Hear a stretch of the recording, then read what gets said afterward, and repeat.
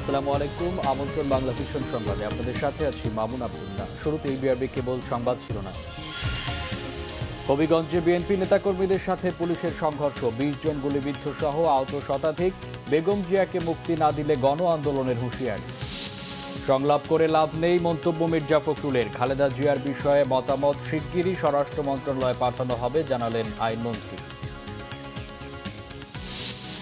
Search কমিটির সদস্য সাংবিধানিক পদ থেকে নিতে রাষ্ট্রপতিকে প্রস্তাব জাসদের। সংলাপ বয়কটকারীরা নির্বাচনও বানচাল করতে চায় বললেন ইনু।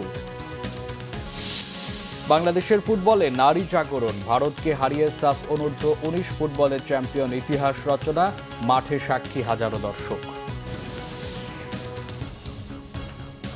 দেখছিলেন বিআরবি কেবল সংবাদ শিরোনাম, এবার বিস্তারিত।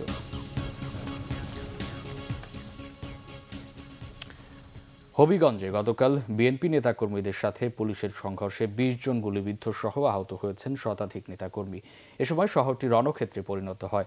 গুরুতর আহত 3 জনকে ঢাকা আনা হয়েছে। এদিকে দেশের বিভিন্ন স্থানে সমাবেশে বেগম খালেদা জিয়াকে বিদেশে চিকিৎসার সুযোগ না দিলে সরকার পতনের এক দফা আন্দোলনের হুঁশিয়ারি দিয়েছেন দলটির নেতারা।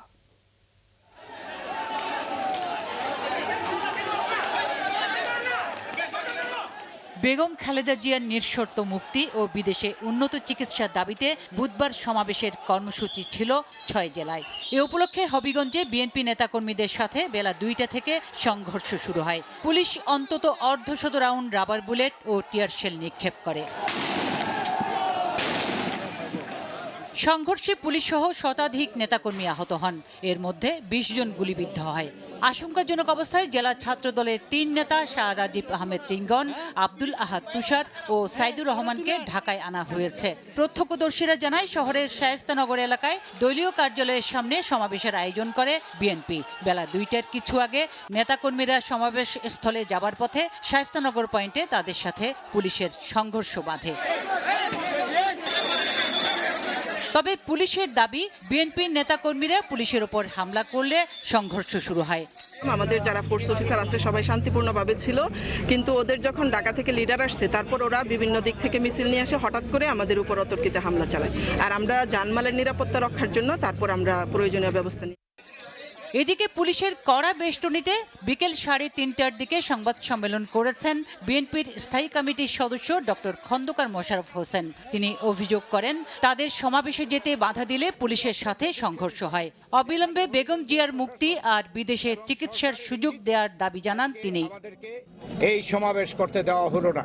আমাদের নেতা কর্মীরা বিভিন্ন জায়গা থেকে যারা যখন সমাবেশ স্থলে আসছিল, পথে পথে আমাদের নেতা কর্মীদেরকে বিভিন্নভাবে হামলা করে টিয়ার গ্যাস মেরে এবং রাবার বুলেট এবং শটগান ব্যবহার করে আমাদের বহু নেতাকর্মীকে আহত করেছে, ছত্রভঙ্গ করেছে। অন্যদিকে বগুড়ায় শহরের নবাববাড়ি সড়কে দলের কার্যালয়ের সামনে সমাবেশ করে জেলা বিএনপি। সমাবেশে কেন্দ্রীয় নেতা গয়েশ্বরচন্দ্র রায় বেগম জিয়াকে বিদেশে চিকিৎসার সুযোগ না দিলে সরকার পতনের এক দফা আন্দোলনের হুঁশিয়ারি দিয়েছেন। তিনি আরও বলেন, সরকার জনগণের ভোটে নির্বাচিত নয় বলেই নির্বাচনে ভয় পায়। সমাবেশে 12টি উপজেলা থেকে নেতাকর্মীরা অংশ নেন।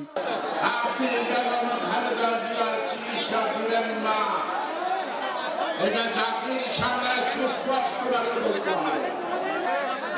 আমরা তারপর আপনার পতনের আন্দোলন শুরু করব। এদিকে বেগম খালেদা জিয়ার নিঃশর্ত মুক্তি ও বিদেশে উন্নত চিকিৎসার দাবিতে যশোরের টাউন হল মাঠে আয়োজিত সমাবেশে বিএনপির স্থায়ী কমিটির সদস্য মির্জা আব্বাস বলেছেন, এই সরকারের অধীনে বিএনপি কোনো নির্বাচনে যাবে না। নির্বাচন কমিশন তো দূরের কথা, এই সরকারের অধীনে কোনো নির্বাচন নয়। আমরা এই সরকারের অধীনে কোনো নির্বাচনে যাব না। যাব না বলে কি ঘরে বসে থাকবো? না, ঘরে বসেও থাকবো না। সেই নির্বাচনকে আমরা প্রতিরোধ করব, সেই নির্বাচনকে আমরা প্রতিহত করব।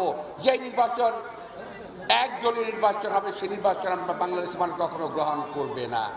যশোর জেলা বিএনপির আহ্বায়ক অধ্যাপিকা নার্গিস বেগমের সভাপতিত্বে সমাবেশে বিএনপির ভাইস চেয়ারম্যান নিতাই চন্দ্র রায়, চেয়ারপারসনের সাবেক উপদেষ্টা মশিউর রহমান সহ অনেকেই উপস্থিত ছিলেন।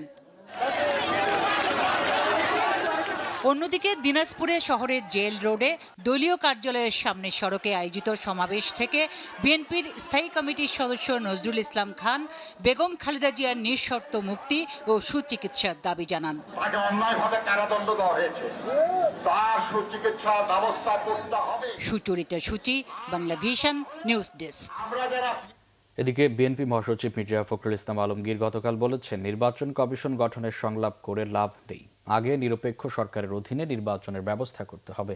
তিনি বলেন, গুরুতর অসুস্থ বেগম খালেদা জিয়াকে দ্রুত মুক্তি না দিলে গণ আন্দোলনে সরকার পালানোর পথ পাবে না। টাঙ্গাইল থেকে জাহাঙ্গীর আকন্দের রিপোর্ট, ক্যামেরায় ছিলেন আরিফুল ইসলাম মাসুম। বেগম খালেদা জিয়ার মুক্তি ও সুচিকিৎসার দাবিতে বিভাগীয় পর্যায়ে সমাবেশের পর জেলা পর্যায়ে সমাবেশের কর্মসূচি শুরু করল বিএনপি। কেন্দ্রীয় কর্মসূচির অংশ হিসেবে জেলা সদর মাঠে সমাবেশ করে টাঙ্গাইল জেলা বিএনপি। টাঙ্গাইলের বিভিন্ন উপজেলা থেকে নেতাকর্মীরা যোগ দেন সমাবেশে। এতে বক্তব্য রাখেন বিএনপির কেন্দ্রীয় ও স্থানীয় নেতারা। সমাবেশে বিএনপির মহাসচিব মির্জা ফখরুল ইসলাম আলমগীর অভিযোগ করেন, বেগম জিয়া মুক্তি পেলে জনগণ রাজপথে নেমে সরকারের পতন ঘটাবে, সেই ভয়ে খালেদা জিয়াকে মুক্তি দেওয়া হচ্ছে না। চিকিৎসকরা বিদেশ নেয়ার পরামর্শ দিলেও সরকার আইনের দোহাই দিয়ে অনুমতি দিচ্ছে না। এখন তিনি জীবন মৃত্যুর সন্ধিক্ষণে বারবার করে ডাক্তাররা বলছেন, প্রেস কনফারেন্স করে বলেছেন যে দেশনেত্রী বেগম খালেদা জিয়াকে এই মুহূর্তেই তাকে বিদেশে পাঠানো দরকার যদি তার জীবন রক্ষা করতে হয়। আমরা বারবার বলেছি যে আপনারা এই মানবিক কারণে বাধা দেবেন না, তাও তারা শুনছে না। বন্ধুগণ, আইন দেখা আইনমন্ত্রী কালকেও বলেছে যে আইনের বাইরে আমরা যেতে পারবো না। আর তোমরা তো নিজেরাই বেআইনি ভাবে বসে আছো। একটা আগের রাত্রে নির্বাচন করে বেআইনি ভাবে শুধু রাষ্ট্রযন্ত্রকে ব্যবহার করে তোমরা জোর করে ক্ষমতা দখল করে বসে আছো। মির্জা ফখরুল ইসলাম আলমগীর বলেন, নির্বাচন কমিশন গঠনে সংলাপ করে লাভ নেই, তার আগে নিরপেক্ষ সরকার গঠন করতে হবে। যে সরকার আছে সেই সরকারই তো এই নির্বাচনকে ধ্বংস করে দিয়েছে, তারা নির্বাচন ব্যবস্থাকে ধ্বংস করে দিয়েছে। এই আওয়ামী লীগ যতক্ষণ সরকারে থাকবে ততক্ষণ নির্বাচন কমিশন করে কোনো লাভ হবে না। আমরা খুব পরিষ্কার করে সেই জন্য বলতে চাই যে নির্বাচন খেলা করে লাভ হবে না, সংলাপ করে কোনো লাভ হবে না। আমরা যে কথা খুব পরিষ্কার করে বলতে চাই, এটা প্রমাণিত হয়ে গেছে যে নির্বাচনকালীন সময়ে যদি নিরপেক্ষ সরকার না থাকে তার নির্বাচন কোনোদিন সুষ্ঠু অবাধ হতে পারে না। শান্তিপূর্ণ নানা কর্মসূচির মধ্য দিয়ে বিএনপি আন্দোলনের ওয়ার্ম আপ করছে উল্লেখ করে মির্জা ফখরুল বলেন, খালেদা জিয়াকে মুক্তি না দিলে কঠোর আন্দোলন গড়ে তোলা হবে। সরকারকে বলে দিতে চাই, অবিলম্বে দেশনেত্রী বেগম খালেদা জিয়ার কে মুক্তি দিন এবং তার সুচিকিৎসার জন্য বাইরে যাওয়ার ব্যবস্থা করুন। অন্যথায় সমস্ত দায় দায়িত্ব আপনাদেরকে বহন করতে হবে এবং জনগণের দুর্বার গণ আন্দোলনের মধ্য দিয়ে আপনারা পালাবার পথ খুঁজে পাবেন না। বিভিন্ন স্থানে কর্মসূচিতে বাধা ও হামলার নিন্দা জানিয়ে বিএনপির মহাসচিব বলেন, প্রশাসন কোনো দলের নয়, তারা রাষ্ট্রের, তাদের নিরপেক্ষ ভূমিকা পালনের আহ্বান জানান মির্জা ফখরুল। কেন্দ্রীয় কর্মসূচির অংশ হিসেবে টাঙ্গাইলে সমাবেশ করল জেলা বিএনপি। সমাবেশে বিএনপির মহাসচিব মির্জা ফখরুল ইসলাম আলমগীর অভিযোগ করেন, রাজনৈতিক প্রতিহিংসার কারণেই বেগম খালেদা জিয়াকে সুচিকিৎসার জন্য বিদেশ যাওয়ার অনুমতি দিচ্ছে না সরকার। অবিলম্বে বেগম খালেদা জিয়ার মুক্তি ও সুচিকিৎসার জন্য বিদেশ যাওয়ার অনুমতি দিতে সরকারের প্রতি আহ্বান জানান তিনি, নইলে কঠোর আন্দোলন গড়ে তোলার হুঁশিয়ারি দেন মির্জা ফখরুল। জাহাঙ্গীর আকন্দ, বাংলা ভিশন, টাঙ্গাইল। আইনমন্ত্রী আনিসুল হক জানিয়েছেন, বেগম খালেদা জিয়ার বিদেশে চিকিৎসার বিষয়ে মতামত শিগগিরই স্বরাষ্ট্র মন্ত্রণালয়ে পাঠানো হবে। গতকাল রাজধানীর গুলশানে এক অনুষ্ঠান শেষে তিনি এই তথ্য জানান। আইনমন্ত্রী বলেন, বেগম জিয়ার ইস্যুতে আইনের বাইরে যাওয়ার কোনো সুযোগ নেই, আইন তার নিজস্ব নিয়মেই চলবে। মন্ত্রী জানান, উচ্চ আদালতে বিচারপতি নিয়োগে আইন প্রণয়নের বিষয়টি প্রক্রিয়াধীন। আনিসুল হক বলেন, শুধু আইন প্রয়োগ করে নারীর প্রতি নির্যাতন ও সহিংসতা বন্ধ করা যাবে না, এজন্য প্রয়োজন সচেতনতা। সরকারের পাশাপাশি বেসরকারি সংস্থাগুলোকে এই সচেতনতা বাড়াতে হবে বলে মত তার। জানান, নারীদের সুরক্ষা দিতে নানা আইন প্রয়োগ করা হচ্ছে, নারীরা অধিকার নিয়ে সমাজে বেঁচে থাকুক, এটাই সরকারের লক্ষ্য।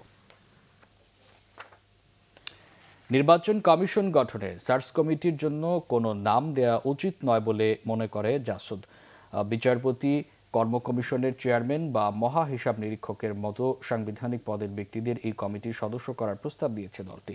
জাসদ বলছে, সংলাপ বয়কটকারীরা নির্বাচনেও বালচাল করতে চায়। বুধবার নির্বাচন কমিশন গঠন নিয়ে রাষ্ট্রপতির সাথে সংলাপে অংশ নেয় জাতীয় সমাজতান্ত্রিক দল জাসদ। কমিশন গঠনে রাষ্ট্রপতির উদ্যোগকে স্বাগত জানিয়ে আইনি কাঠামো গঠনে উদ্যোগী হওয়ার পাশাপাশি সার্চ কমিটি গঠন নিয়েও সুনির্দিষ্ট প্রস্তাব দেয় দলটি।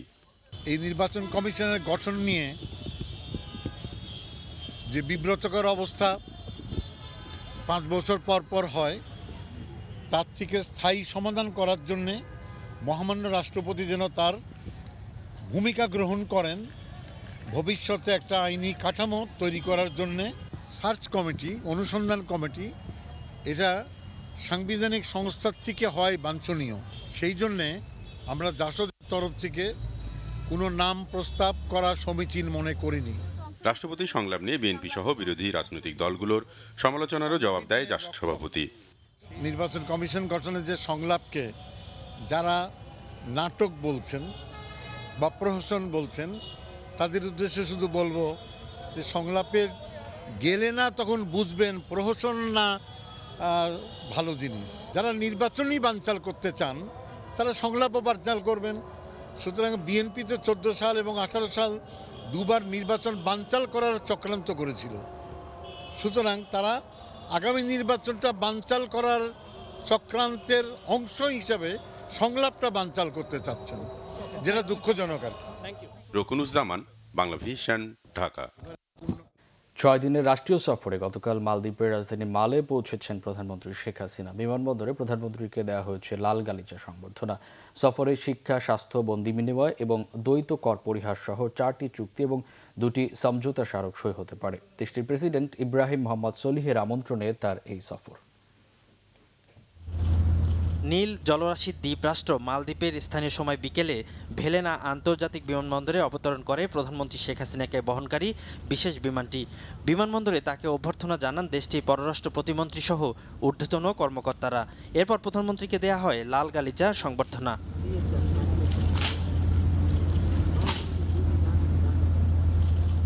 সফরে 2 দেশের শীর্ষ নেতার উপস্থিতিতে শিক্ষা, স্বাস্থ্য, বন্দি বিনিময় এবং দ্বৈত কর পরিহার সহ 4টি চুক্তি এবং 2টি সমঝোতা স্মারক সই হতে পারে।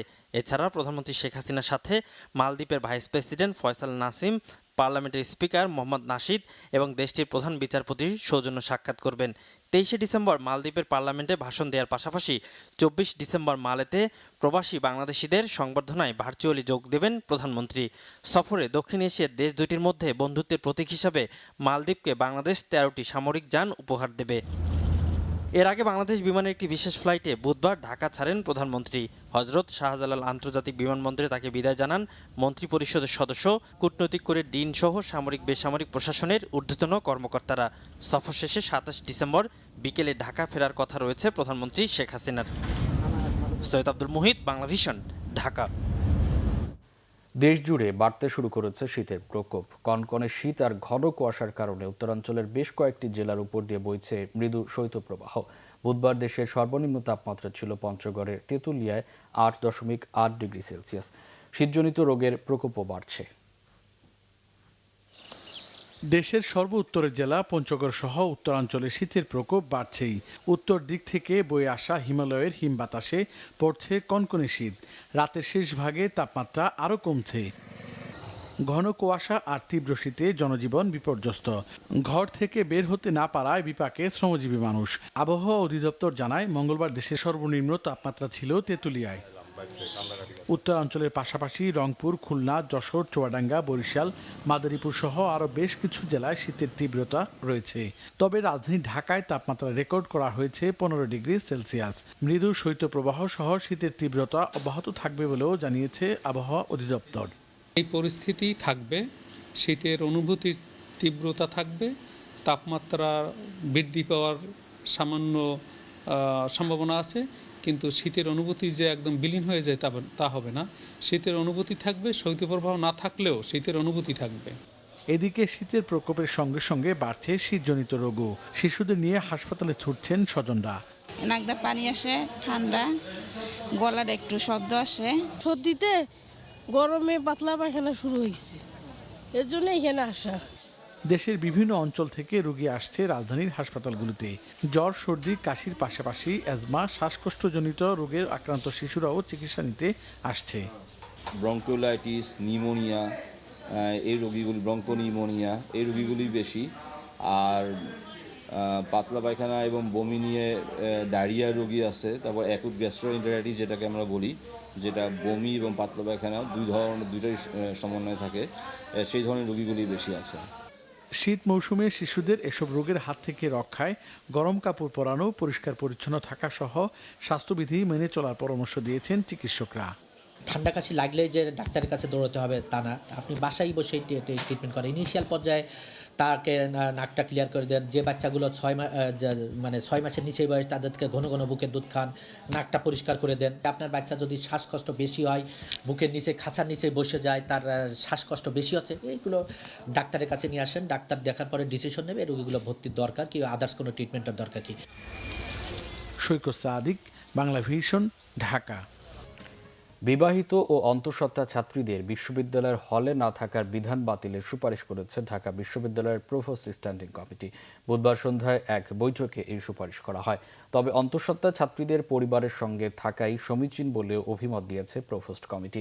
উপাচার্য মোহাম্মদ আখতারুজ্জামানের বাসভবনে অনুষ্ঠিত প্রভোস্ট স্ট্যান্ডিং কমিটির নিয়মিত এক সভায় এই সুপারিশ করা হয়েছে বলে নিশ্চিত করেছেন সহ উপাচার্য মোহাম্মদ সামাদ ও প্রক্টর এ.কে.এম. গোলাম রাব্বানী। এ মাসে বিশ্ববিদ্যালয়ের সিন্ডিকেট সভায় বিষয়টি চূড়ান্ত হতে পারে। সম্প্রতি বিবাহিত ও অন্তঃসত্ত্বা ছাত্রীদের হলে থাকতে না পারা সংক্রান্ত আইনটি নতুন করে আলোচনা আসে। সুপ্রিম কোর্টের আইনজীবী শিশির বনির এই বিধান বাতিল চেয়ে ঢাকা বিশ্ববিদ্যালয় কর্তৃপক্ষকে লিগ্যাল নোটিশ পাঠিয়েছিলেন। নানা সমস্যায় রাজশাহীতে কাজে আসছে না ৩৬ কোটি টাকা খরচে বসানো ট্রেন ওয়াশিং প্ল্যান্ট। উদ্বোধনের পর থেকেই দিনে মাত্র একটি করে ট্রেন ওয়াশ করা হচ্ছে। দিনের বাকিটা সময় প্ল্যান্টটি থাকে তালাবদ্ধ। সময়সূচি ঠিক রাখার অজুহাতে যেন তেনভাবে পরিষ্কার করা হয় ট্রেন। গুনতে হচ্ছে মোটা অঙ্কের টাকা। রাজশাহী থেকে পরিতোষ চৌধুরী, আদিত্যের রিপোর্ট, ক্যামেরায় ছিলেন জসিমউদ্দিন। দিনে 1 লাখ লিটার পানির অপচয় রোধ এবং ট্রেনের সময়সূচি ঠিক রাখতে ঢাকার বাইরে রাজশাহী রেল স্টেশনে বসানো হয় অটোমেটিক ট্রেন ওয়াশিং প্ল্যান্ট। প্রকল্পের ব্যয় ৩৬ কোটি টাকা। ইতিমধ্যে 22 কোটি টাকা ব্যয়ে অটোমেটিক ট্রেন ওয়াশিং প্ল্যান্টের উদ্বোধন করা হয়েছে, কিন্তু তা কাজে আসছে না। সারাদিনে একটির বেশি ট্রেন ওয়াশ করা সম্ভব হচ্ছে না। বাকি ট্রেনগুলো ওয়াশের জন্য ঠিকাদারি প্রতিষ্ঠানের উপরেই নির্ভর করতে হচ্ছে। ম্যানুয়াল পদ্ধতিতে তাদের কাজের মান নিয়েও আছে প্রশ্ন। তারপরেও গুনতে হচ্ছে মোটা অঙ্কের টাকা। আনুষ্ঠানিক যে গাড়িগুলো আছে ওগুলো ড্রাই ওয়াশ হয়ে চলে যায়, আর আমাদের রাশির যেগুলো গাড়ি সেগুলো সব ধোলাই হয়। একটা করে গাড়ির আপনার অটো মেশিনে ঢুকাই, বের হয়ে যায়, আর বাকিগুলো ম্যানুয়ালে। সকাল 8টার সময় থেকে ডিউটি শুরু হয়, 5টা পর্যন্ত শেষ। এর মধ্যে 3টা করে ট্রেন ধুই। 2টো লাইন ওয়াশে মূলত, 1 নাম্বার 2 নাম্বার। তো এখন আরেকটা ওয়াশ ফিটের লাইন বাড়ানো দরকার। ইতিমধ্যে আমরা এটা নিয়ে উচ্চ পর্যায়ে কথা বলেছি। তারা চিন্তা ভাবনা করছে ব্যাপারটা, আর একটা ওয়াশ ফিট লাইন বাড়ানো যায় কিনা। তাহলে আমাদের রাজশাহীতে আর গাড়ি আমাদের ওয়াশ ফিটে বেশি সময় লাগবে না, আমরা একসঙ্গে 2-3টা গাড়ি দিতে পারব। সমস্যা কাটিয়ে ট্রেন ওয়াশিং প্ল্যান্ট পুরোদমে চালুর প্রত্যাশা পশ্চিম রেলওয়ের জেনারেল ম্যানেজারের। ৩৬ কোটি টাকার প্রকল্প, 18 কোটি টাকা ব্রড গেজ, 18 কোটি টাকা মিটার গেজ, এটার সাথে আরও অন্যান্য 2 বছরের ওয়ারেন্টি, ট্রেনিং প্রোগ্রাম, বিভিন্ন জিনিস ইনক্লুড করা আছে। তো এটা অবশ্যই সাশ্রয় হবে। এটা মানে যখন এটা ফুল প্লেজেড চলবে। নিয়ম অনুযায়ী এই ট্রেনটি অটোমেটিক ওয়াশ প্ল্যান্টে পরিষ্কার পরিচ্ছন্ন করার কথা, কিন্তু তা না করে প্ল্যাটফর্মেই পরিষ্কার পরিচ্ছন্নতার কাজ শুরু হবে কিছুক্ষণের মধ্যে। তাহলে 18 কোটি টাকা ব্যয়ে অটোমেটিক যে ওয়াশ প্ল্যান্টটা তৈরি করা হয়েছে, এই প্ল্যান্টটার যৌক্তিকতা নিয়ে এখন প্রশ্ন উঠেছে। পরিতোষ চৌধুরী, আদিত্য, বাংলা ভিশন, রাজশাহী। সংবাদ শেষ করব বিআরবি কেবল শিরোনামগুলো আরেকবার। হবিগঞ্জে বিএনপি নেতাকর্মীদের সাথে পুলিশের সংঘর্ষ, 20 জন গুলিবিদ্ধ সহ আহত শতাধিক। বেগম জিয়াকে মুক্তি না দিলে গণ আন্দোলনের হুঁশিয়ারি। সংলাপ করে লাভ নেই, মন্তব্য মির্জা ফখরুলের। খালেদা জিয়ার বিষয়ে মতামত শিগগিরই স্বরাষ্ট্র মন্ত্রণালয়ে পাঠানো হবে, জানালেন আইনমন্ত্রী। সার্চ কমিটির সদস্য সাংবিধানিক পদ থেকে নিতে রাষ্ট্রপতিকে প্রস্তাব জাসদের। সংলাপ বয়কটকারীরা নির্বাচনও বানচাল করতে চায়, বললেন ইনু। বাংলাদেশের ফুটবলে নারী জাগরণ, ভারতকে হারিয়ে সাফ অনূর্ধ্ব 19 ফুটবলে চ্যাম্পিয়ন ইতিহাস রচনা, মাঠে সাক্ষী হাজারো দর্শক। এই ছিল এখনকার মতো। পরের সংবাদ সকাল 10টায়, এর আগে 9টায় রয়েছে নিউজ টপ 10 দেখার আমন্ত্রণ রইল। এছাড়া বাংলাভিশন সংবাদ ও সংবাদ সংশ্লিষ্ট অনুষ্ঠান দেখতে ভিজিট করুন www.bvnews24.com ও facebook.com/banglavishnnews এবং সাবস্ক্রাইব করুন youtube.com/banglavishnnews। অসংখ্য ধন্যবাদ।